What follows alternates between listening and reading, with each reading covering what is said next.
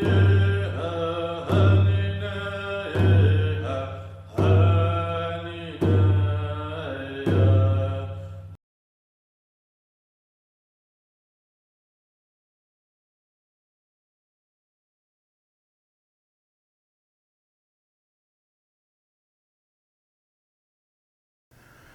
name is Eugene Louie. I'm a Tla'amin member. Ancestral name is Palachot. My name was given to me at birth from a relative, my grandmother from the Shishalt Nation, Frank Eugene.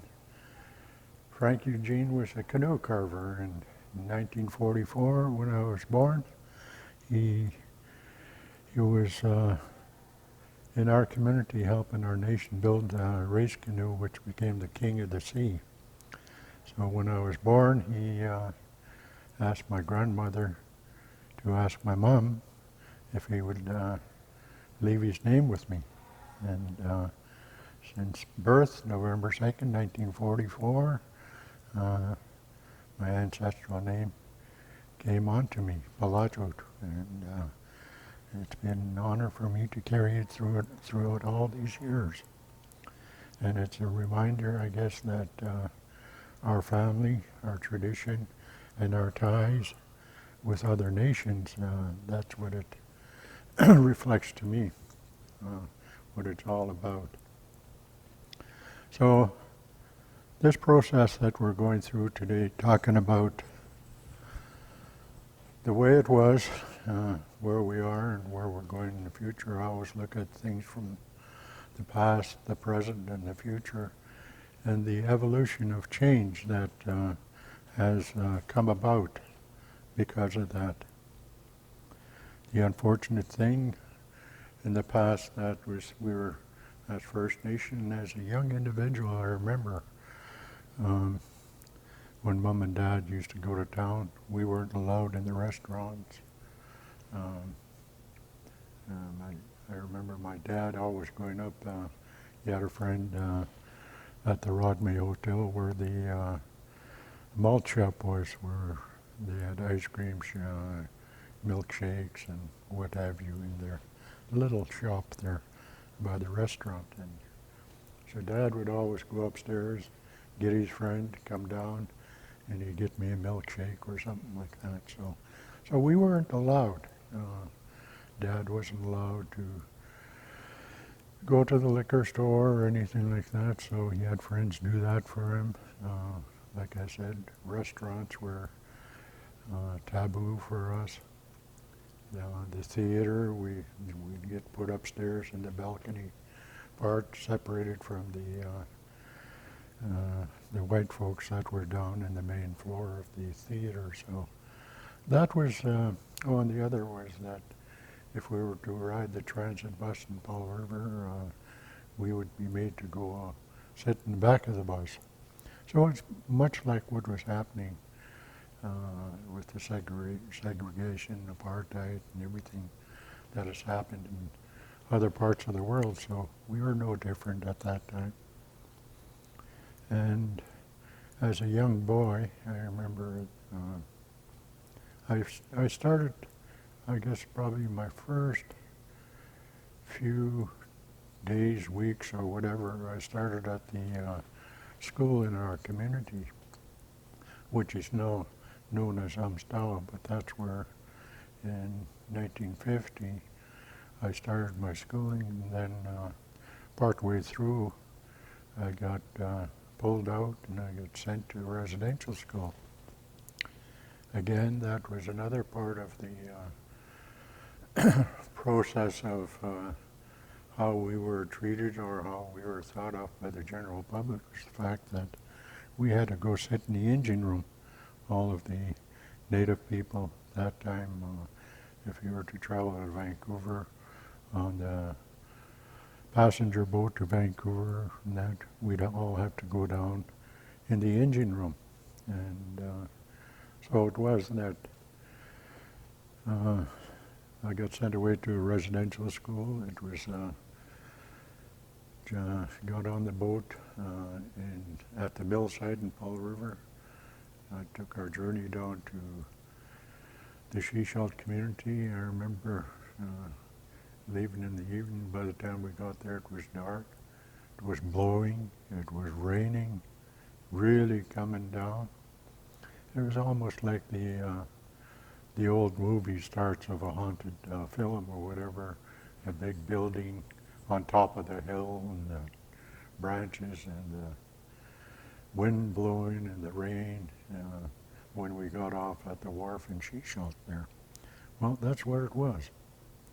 And I can recollect saying to my mother at that time, I didn't want to be there, I didn't want to go up there.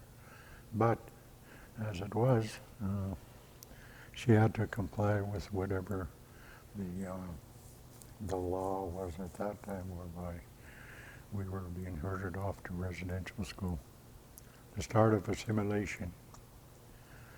So I spent my, I guess my grade 1 to grade 8. I somehow made it through grade 1. Lonely. Grade 2, same thing. I failed grade 2. So I spent another year in that residential school. So from grade 1 to grade 8, it took me 9 years of going through there. Again, the next step was, I personally wanted to go, there was a school in Vancouver, high school, being built at that time, St. Thomas More, and they had a football team. I really wanted to go there and to play that sport. But that didn't pan out, so I ended up going to a residential school in St. Mary's Mission, BC. In 61, 62. 62, the residential schools closed down. So halfway through the year, in grade 10, we used to have to walk to the public high school in Mission. After Christmas, we would just stay at the residential school, boarded there, slept there, had lunch and dinner at that. But during the day, we would have to walk to the public high school. So till that end of that year, in 62, there was 24 of us that were in grade 10 that used to walk there. So I can recollect of the 24 of us, only 4 of us passed our grade 10 there. 20 didn't.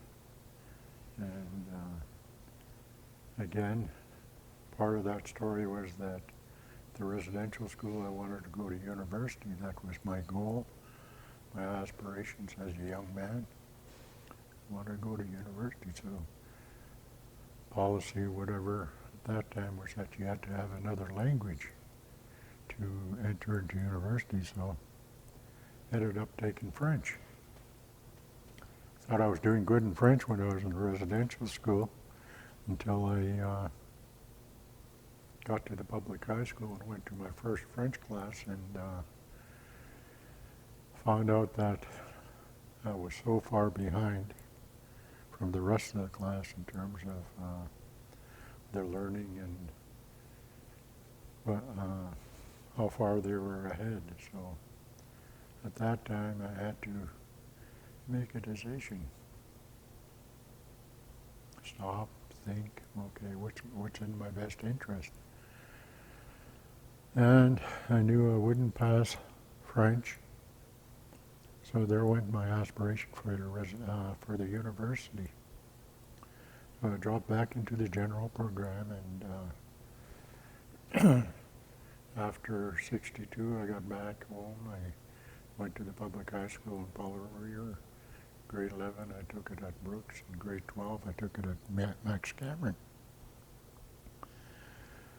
When I got back to Paul River and went in to see the principal and vice principal, I was the only First Nation kid at that time. And I went to see the principal and vice principal, Mr. Duke and Mr. Bridgelson, I can recollect. And I asked their opinion as to the best course for me. I laid out the picture of where I was at that time. I passed my grade 10, with a C minus average, very low. And my question to them was, what do you think? If I went into grade 11, would I have that major problem and not passing grade 11 because my background in grade 10 was so poor? So we talked for a while, and then they left it up to me. Make up your mind, your own mind. Again, I wanted to graduate, and to be sure that I would do it, and that probably meant spending another year in school. So I took my grade 10 over, made that decision on my own. I can recollect I didn't talk to my parents about it, I just did it. So I had a better go of grade 10, I had a better footing, understanding of the life in the public high school in Paul River. 11 and 12 actually was pretty good. I didn't have a problem. And I graduated. So to me, that was part of my past. And getting back to the community's past was the fact that you really didn't plan at that time, you really didn't understand the situation our community members were in. Only the fact of me knowing what I had to endure as a young child growing up, and seeing how things were affecting my parents in terms of the living conditions and our relationship with the community in Paul River.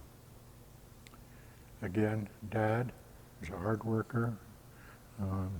He worked in the logging industry. He was a fisherman. He worked on seine boats with all the First Nation people up and down the coast. A lot of good friends. But where he really excelled was in the logging industry. At the age of 16, Dad went up to Toba, and the first steam donkey machines came around in BC, or on the coast at that time, and as a 16-year-old boy, learned how to run the steam donkey machine. And for the rest of his life, he ran machine, steel spars and all of that. You name any type of machine, he could run it.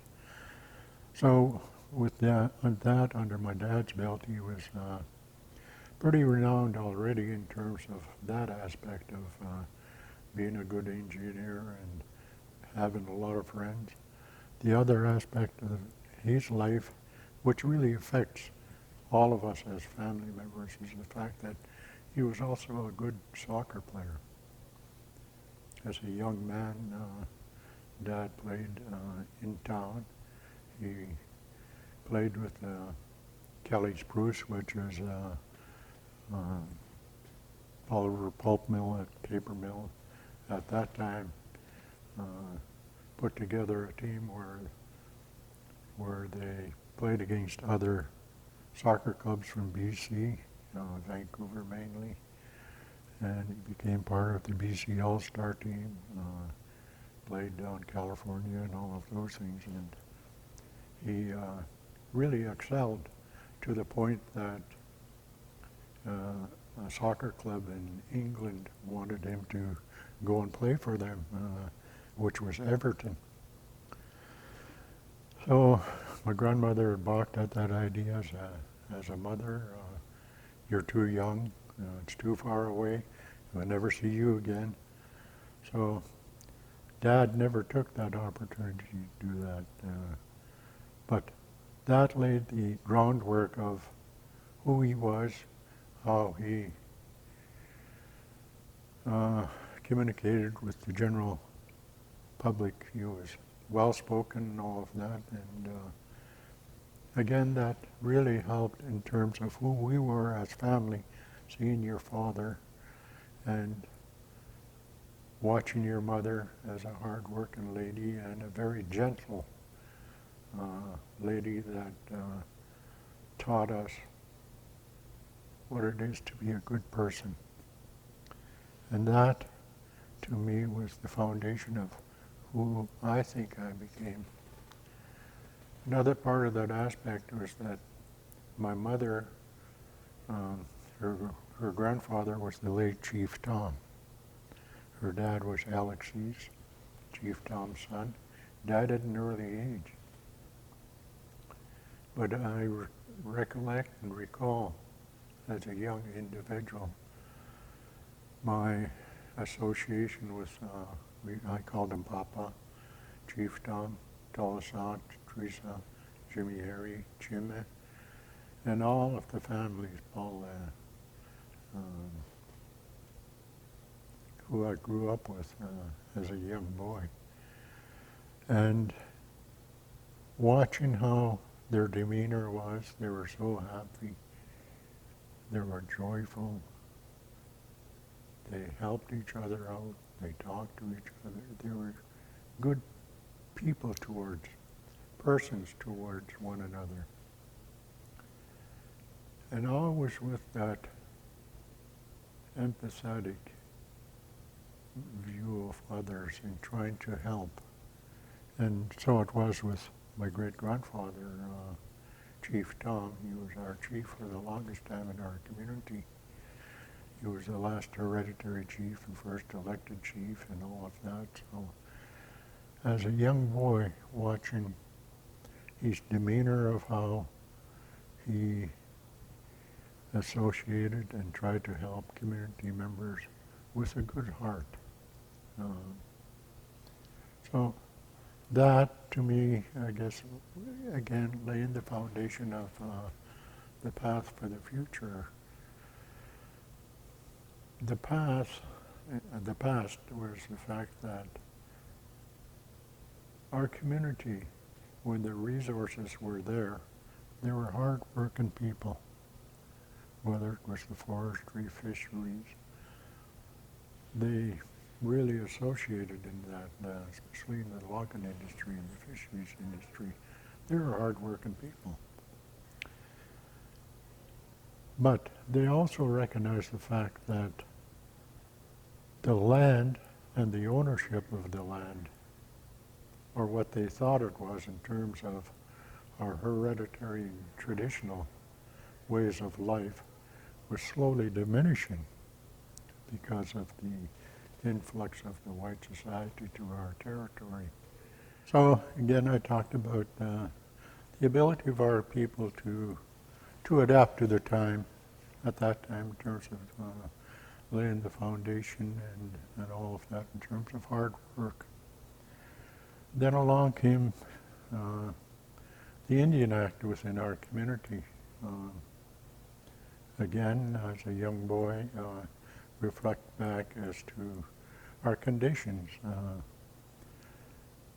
Our household didn't have indoor plumbing. We didn't have hydro, electricity.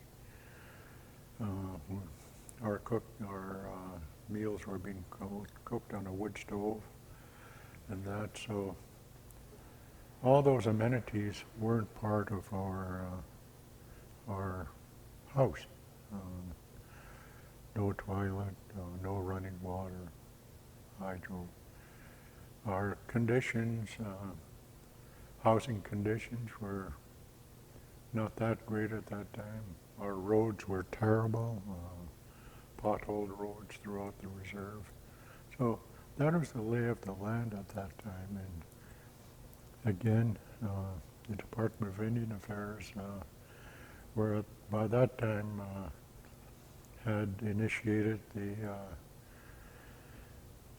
chief and council years, first election,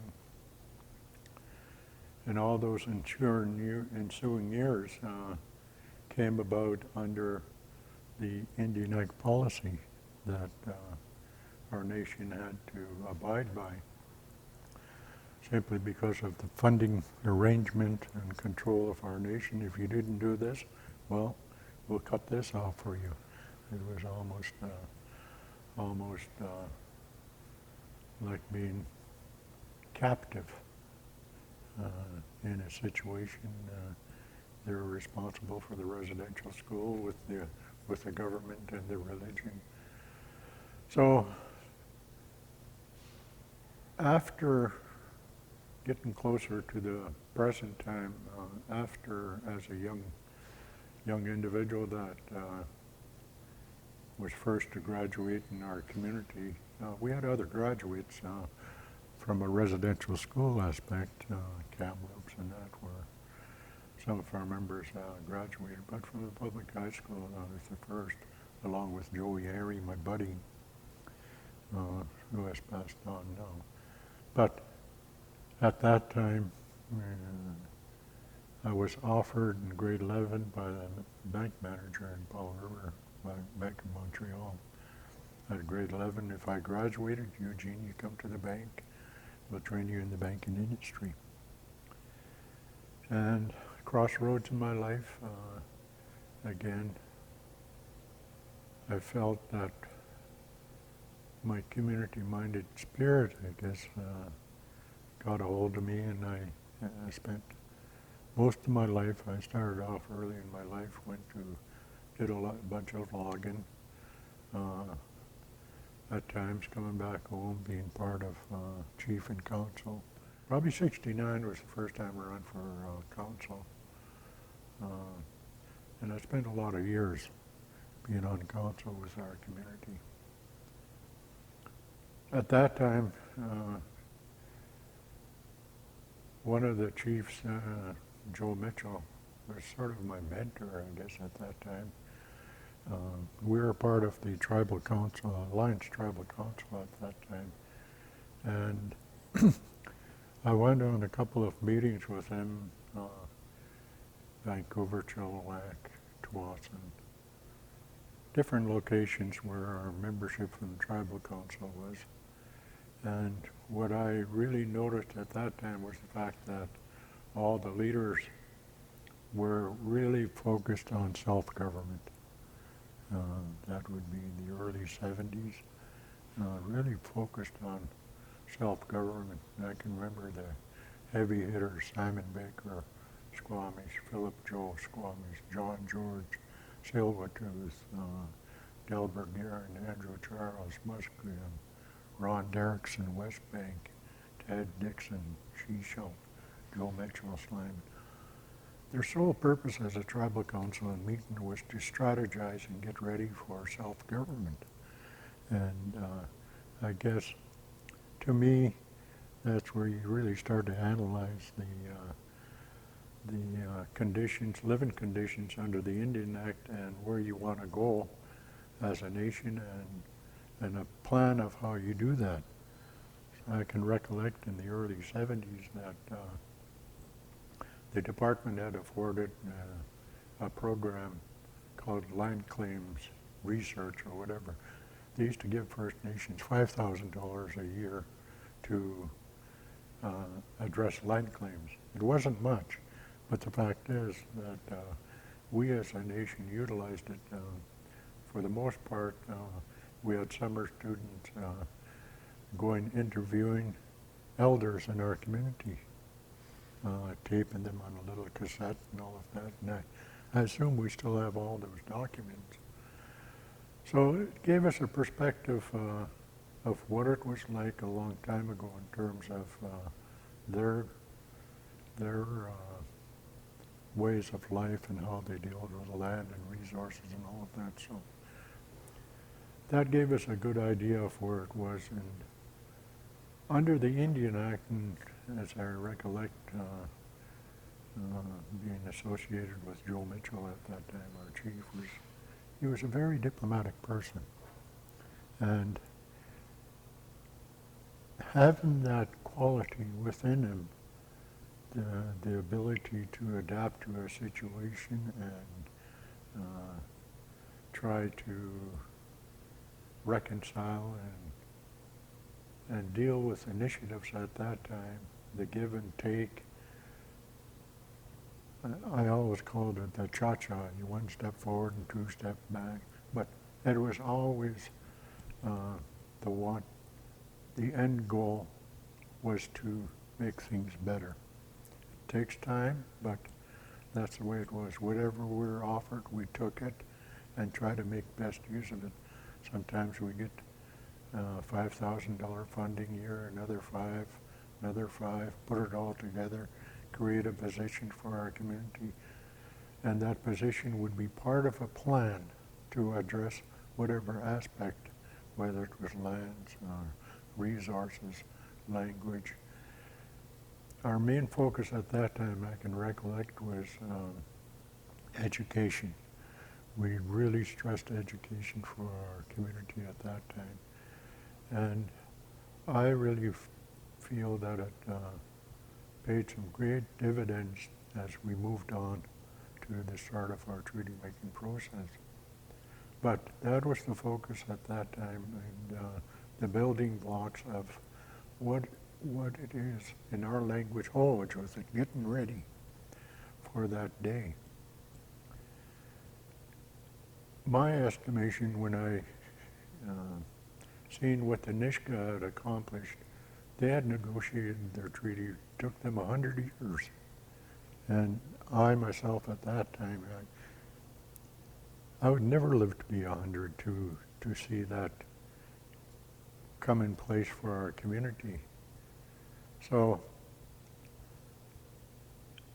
my main focus as a young man, and I'm talking about my story, not anybody else's, in terms of the building blocks that we all collectively put together in terms of where we wanted to go. But this is my story. And my main focus at that time was dealing with community development. It was sewer, water, roads, housing conditions, and all of that. And I spent most of my early years in the village maintenance, the housing development, along with that subdivisions and infrastructure, water and sewer, over the years, changing the infrastructure, changing from asbestos type water lines to PVCs and all of that, really conforming to the fact that the risk factor of asbestos and all of that in terms of our drinking water was back in our mind, that there was a risk, maybe a liability and all of those things. So we addressed that over the years, the cause and effect of our waters, our receiving waters that front our reserves, fecal coliform from our sewage lines, fecal coliform from the 4 effluent pipes in Paul River that were primarily the major cause of our fecal coliform over the years, that contaminated our waters. And if you were to take, go into the economic field of collecting oysters and clams that fronted our beaches, well, you had to take them and deporate them somewhere else to clean them so you can have a safe product for market. So those were all of the necessary things we had to do in terms of our development. So started working on the effluent pipes in Paul River. It meant that you had to make them aware of our situation, what was causing our problem, and again, I think we were successful in that. And then Paul River developed a liquid waste management team, and I was part of that team probably for 23 years, where we talked about the effluent pipes that are going to our receiving waters. Again, we started working with the government, BC government, because they were the regulatory people for that, the federal government, because of the fisheries aspect and all of that. So they had to be all part of that. Then along came the early part of 90s, the mill started to use bleach, and the effluent that came out of that was dioxin-furan, a major contaminant that really wreaked havoc on our bottom fish, our shellfish industry, the waters, receiving waters and all of that was so polluted. We couldn't put any of that product to market. The fish had lesions in them and everything. So again, at that same time, the ability to negotiate treaty started. The Made in BC treaty process was being initiated. And again, I, as an individual that had been in the political field for a number of years already, felt that was the best opportunity for our nation to get into treaty making. In the past, our community had always wanted that. Community development, economic development that we had done in the past was the fact that our community always said, get out of the Indian Act. But we never had a vehicle to do that. So at that time, the opportunity to negotiate treaty came along, and boy, I jumped on that pretty quick. It was election year that year, and I said, okay, I'm put my name in the hat. I ran on a platform was to get our community to join treaty. The other platform was do something about our contaminated waters, dioxin fluoride. The other was to pave our roads. Our road conditions were always terrible. Then the fourth was to change our election system. Under the Indian Act, you go to election for 2 years, and the past history of our community was the fact that there was a power grab all the time, thinking that if you were on chief and council, that gave you the authority and the power to do what you think is best in the community. That's the dichotomy, I guess, of being under the Indian Act and the wanting to get to self-government. Self-government means, to me, means that we collectively as a people put our minds together and say, this is what we want, collectively, not as a chief and council that is separated. You look at the United States right now, Republicans and the Democrats, at odds with each other. That's the way we were. The sole want of some chiefs and councils is that, oh, I got quorum, I got power over one. And that's not the way to govern. The way to govern, to me, is we collectively set a plan as a community. And as a community, we work together. And when we started treaty, one mind, one heart, one nation. That was our motto when we first started. So the change in evolution is really hard to come by, because under the Indian Act, your mindset and your the past, the want of power and control or whatever on a measly bit of money that is trickled down from the Department of Indian Affairs, never allowing you to be successful, only allowing you to go so far. You may get a capital project, but the operating maintenance dollars don't come with it. A good formula for failure, and a good way to not keep up to maintenance of whatever capital infrastructure you have under the Indian Act. Under self-government, we started to look at long-term capital management. The longer view of what it is to make things better for our community, highest and best use of our land, collective thoughts on comprehensive community planning, setting goals. From that aspect, you have the basis of good self-government. What was missing in all of this was having our own constitution as a nation, where we laid down the law and said, how do we create equality, fairness, openness with all our community members. The sole basis of our teachings from the past, that thing that makes you a good human being. Under the term of self-government, that's a difference of where we were being controlled under the Indian Act, the power that you think you have versus the power of collectivity with community members to say, this is our plan, this is where we want to go, this is the vehicle we're going to go with. All that planning, getting ready, all based on your teachings and your culture from the past, taking the best from the past and making it better for the future.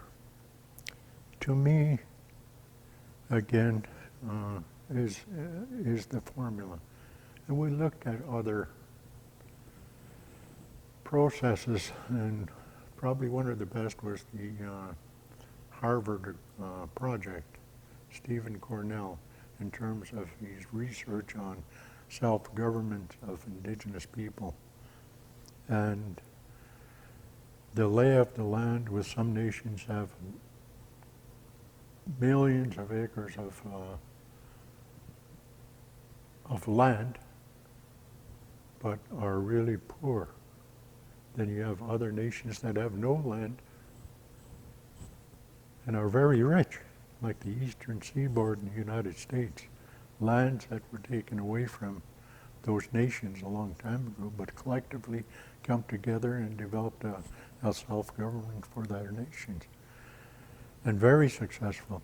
So all of those things came into play in terms of options of how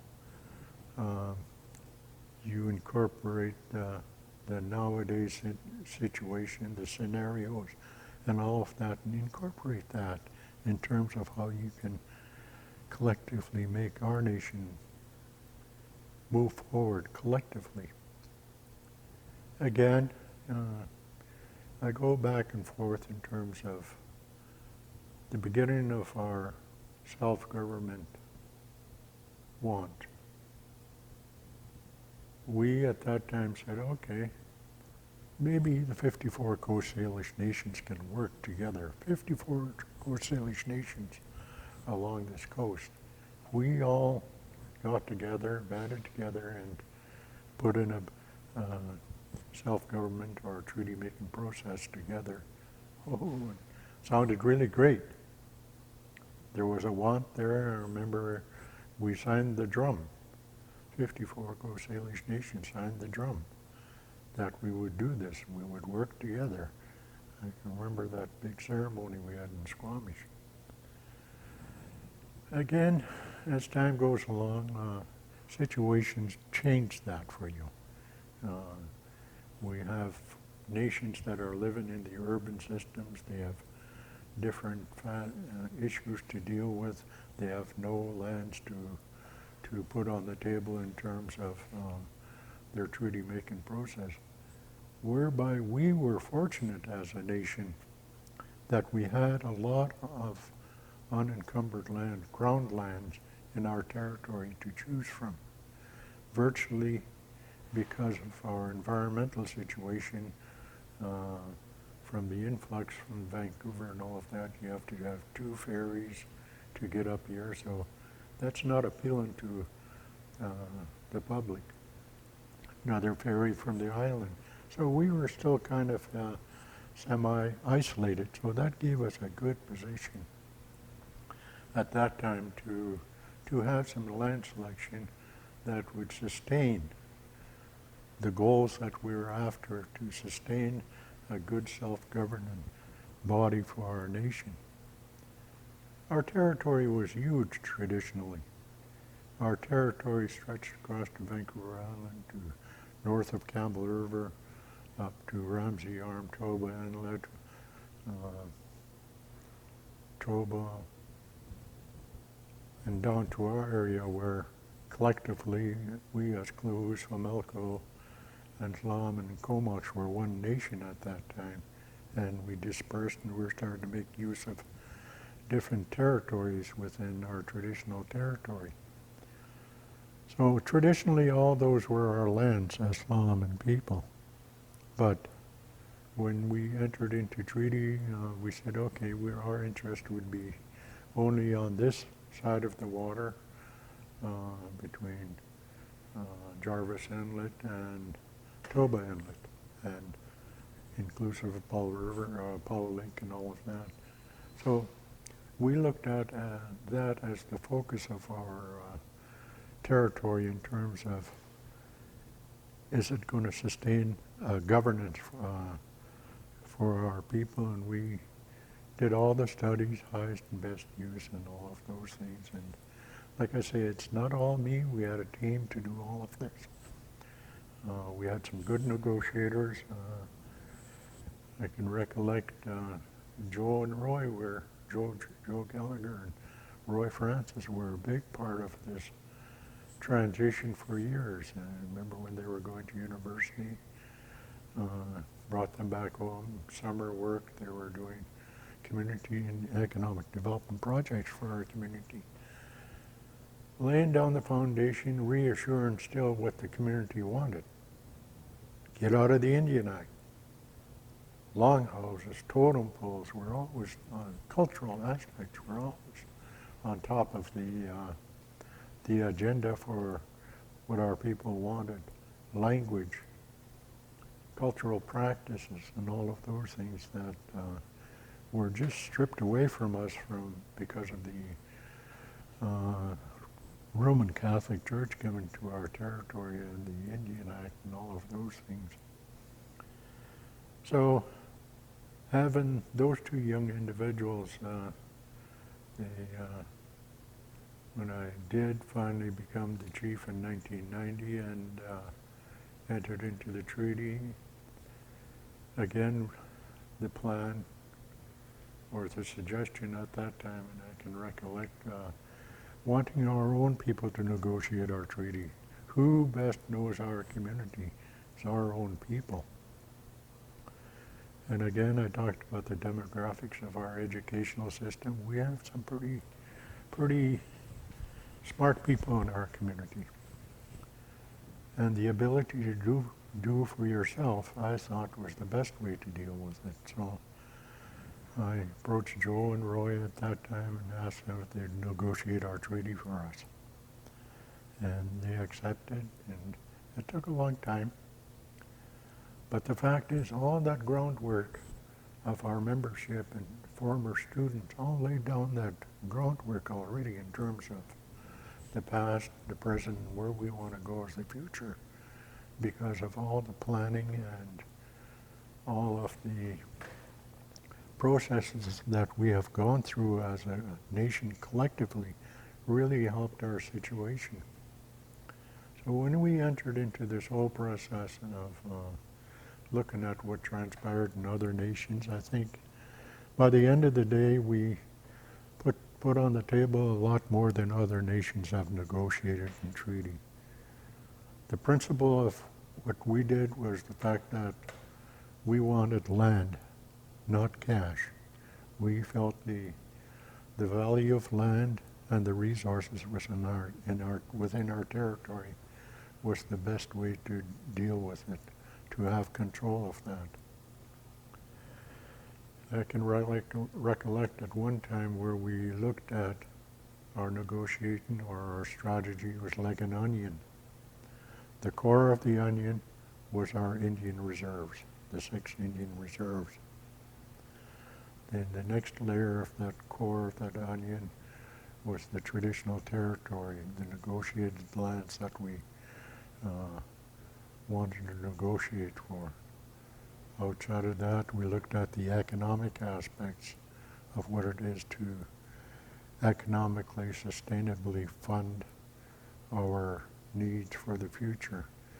Then the very external of the onion was the fact that throughout our traditional territory, we may not have total control of it, but the fact is we wanted to co-manage.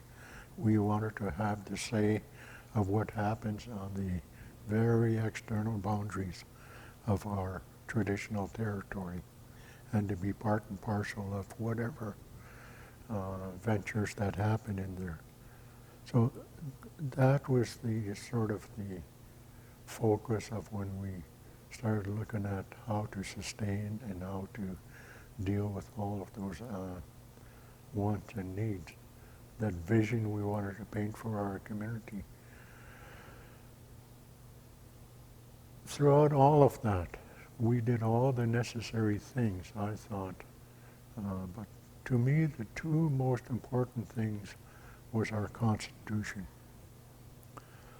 Our relationship, our protocol with our community members, the Constitution law says, and to me it's the most supreme, is the fact that we will work together, we will honor, respect each other throughout this. And that's the sole purpose of that, was to satisfy our community that we will once and for all work together in self-government. That anything that we do in the future, we do it collectively. And what really tied that down, I thought, was the fact that we had our financial law. That, to me, was the cat's meow in terms of really putting the mindset of our community in a different place, a better place whereby you don't have this mentality of the Indian Act. I got nothing against Chief and Council of the past, that we all did our work the best way we did in the past. But the fact is that under that process, there was them and us, who had more power, who had more control, all of those things. And that wasn't good for our nation. Every 2 years, actually our community would almost go to battle just for that vote, which meant that you weren't creating relationships. You were in a combative mode. And to try to heal that within a nation still has its remnants today. The mindset sometimes sticks with you, and that's hard to change. Until you can demonstrate to the community that where we're at right now is a better position than we had in the past.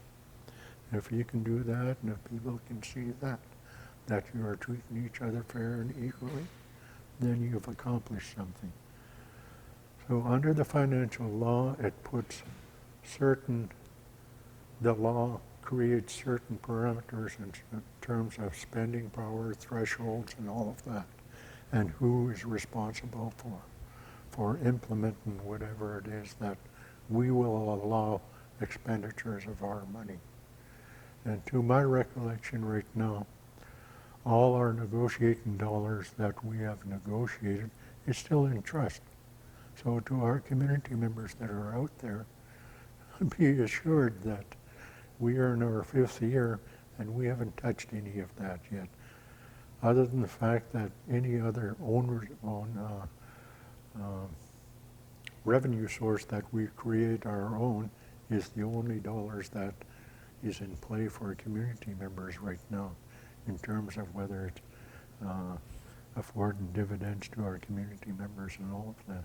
So I just want our community to know that what we set out in the past and what we collectively agreed to as a nation, that this is what we will do with our tala, our money. It's in trust. We always said that we want to leave something for the future, and I think it's still there for the future children. And again, based on what their needs are, I'm probably happy to say that, again, we need to focus in on education. I get back to a little bit of my history as a chief. I also entered into the land management process, land and resources that were initiated by 14 nations across this country under the Land Code. We entered into that the same time we did our treaty. That allowed us to create powers, laws, and all of that under the land and resources. And we have done that. We've dealt with environmental issues. cleanups and all of that under phase 1, 2, and 3 under that process, cleaning up of all our Indian reserves. We have done that collectively. So to me, all of the plans in terms of our hold with it, getting ready, slowly being implemented based on your comprehensive community plan. We need to do it again. We got to set some short, medium, long-term goals yet. We have to revisit that as a nation. What is our wants now? I really think that we've accomplished a lot that we had set in place a while ago. So this evolution, to me, is the cat's meow in terms of good self-government. Maybe I'm digressing back and forth to the past and the future and all of that. It's just things come in my mind that as an individual that has come in play over the years that has given us the want, I guess, to get out of the Indian Act and to get into certain situations where it is making better for our community. Under our treaty right now, the ability to utilize the registry system. The registry system for our nation means that we are as equal as anybody else in this province, whereby we can use those assets that we have. Under the Indian Act, the land wasn't ours. The house may be yours. You may pay the mortgage on your house, you may have finished it, but the land that your house was on didn't belong to us. There was a difference. Now, with the allotment law, those assets are yours as an individual, that you can make an application that your house, your property, the value of that asset, you can register it. That is total ownership that is afforded to each and everybody right now, whereby the difference in the past was things that were created, such as the Certificate of Possession, CPs, offered a few the ability to get a CP, and others weren't allowed to do it. That's not fair, equal to each of us.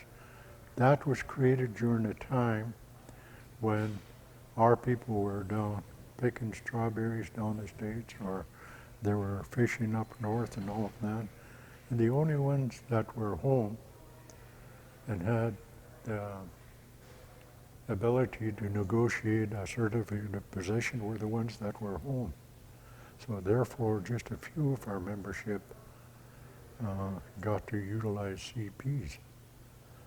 Again, a discrepancy that had to be addressed under the land code in terms of that legacy and trying to fix it so that each and every one of us become fair and square in terms of who you are as an individual and as a family and all of that. Those are the differences to me. So most importantly is that you have the ability to register an asset and create on that asset, because the more you put into your house or your land, the assessment of that property, your value goes up. Your affordability to utilize that also goes up. So whether it's a business, land transaction, and all of those things, our nation is ours now. So that all being said, I'm really happy that as a collective of all of our leadership from the past, I want to thank them. I want to thank our ancestors for doing what their responsibility towards the land and the resources was, that we only use, it's not ours, and that we leave it for the future. And based on those principles, I think our community, under all of the land and resources and the sustainability of whatever it is the climbing, the fishing, forestry or whatever, all the initiatives that we have right now, that's always in the back of their minds. So I just want to say again, to the past leaders, thank you. To our community, a big thank you.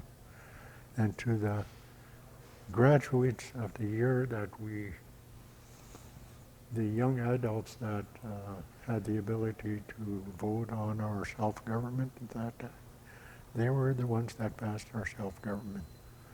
And I'm really thankful because when we first went into the other election, we narrowly lost. It was 51-49, very minimal amount. But thanks to our young folks and the vision they have and the want, and all of the key players to me that have tried to change the mindset of our community to look at the better for themselves, for their family, for their community, for all of the nations. If we can demonstrate to each other, then we can be good examples for everybody. And I also thank the community of Paul River, the regional district, all of the people that live in our environmental area. We all play by the same rules. You have your own official community plan, we have ours, we have our economic planning, and we all deal with the same environmental issues, so why not work together? And it makes for a better living conditions for all of us within our territory if we can work together and treat each other the way we should, be respectful and all of those things based on our teachings and being a good human being. And we can always make it better. We can always make it better. Efforts like reconciliation, truth and reconciliation, all of those initiatives really help, but we'll do it on our own in our area, and if we're a shining light to the other parts of the country, fine, great. I'm happy for that, and that's what I always promote to the Vancouver Island University, who affiliated with now, still affiliated with the Lands and Resource across Canada. I'm a very happy camper that I still have the blessings that I have right now in terms of still being here and still wanting things to be better for our community. And with that, I raise my hands to you. Thank you.